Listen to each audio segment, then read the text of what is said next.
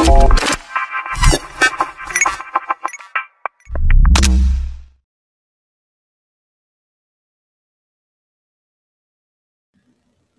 sih kok kita mengendalikan informasi terdokumentasi gitu ya? Kenapa ISO mensyaratkan gitu ya? Semua sistem manajemen gitu ya. Kalau Bapak Ibu menerapkan lebih dari satu sistem manajemen di perusahaan Bapak Ibu gitu ya, pasti semuanya ada pengendalian informasi terdokumentasi. Berarti kalau misalnya dijelaskan, dipersyaratkan terus-menerus, berarti penting ya Bapak Ibu ya. Berarti kalau misalnya kita ngomong ke orang secara berkali-kali seperti itu ya, itu berarti penting.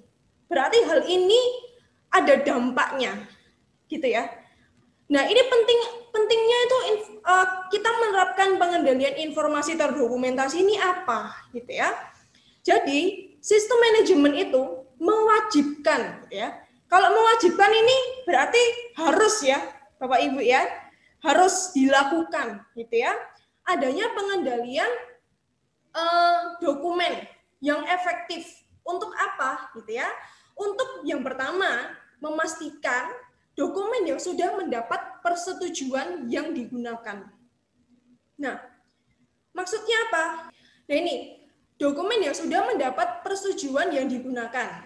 Nah, ketika kita menyusun dokumen gitu ya, pastinya semua dokumen ada tanggal dibuat gitu ya, tanggal dibuat, kemudian persetujuan siapa, dibuat oleh siapa, diperiksa oleh siapa gitu ya, disetujui oleh siapa, oleh biasanya departemen terkait ya Bapak Ibu ya.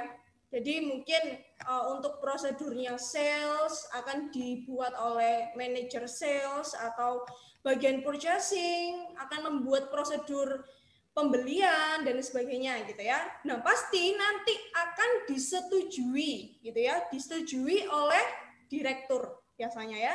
Mungkin kalau Bapak Ibu pakai 3 level tanda tangan gitu ya, 3 level tanda tangan mungkin dibuat, diperiksa, dan disetujui gitu ya. Tapi ini kembali lagi ke masing-masing perusahaan gitu ya. Jadi dokumen yang sudah mendapat persetujuan untuk digunakan gitu ya. Nggak mungkin ya kita menggunakan SOP tanpa persetujuan dari direktur mungkin.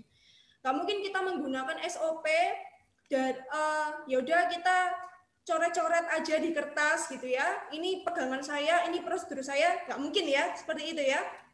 Jadi di sini dokumen yang sudah mendapat persetujuan untuk digunakan. Nah, saya ingin tanya ini sama Bapak Ibu, sama Ibu-ibu juga.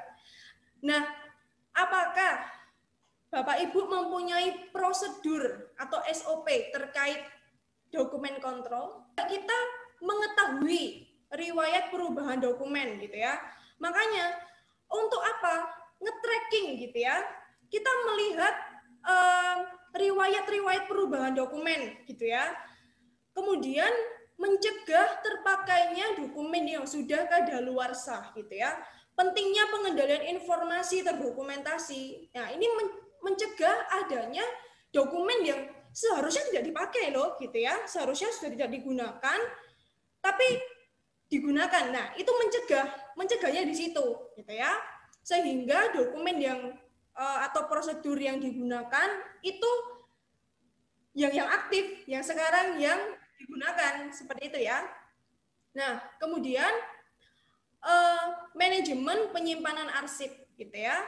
Manajemen penyimpanan arsip. Ya, kita punya dokumen gitu ya. Kita juga punya arsip tadi ya, informasi gitu ya, meaningful data gitu ya.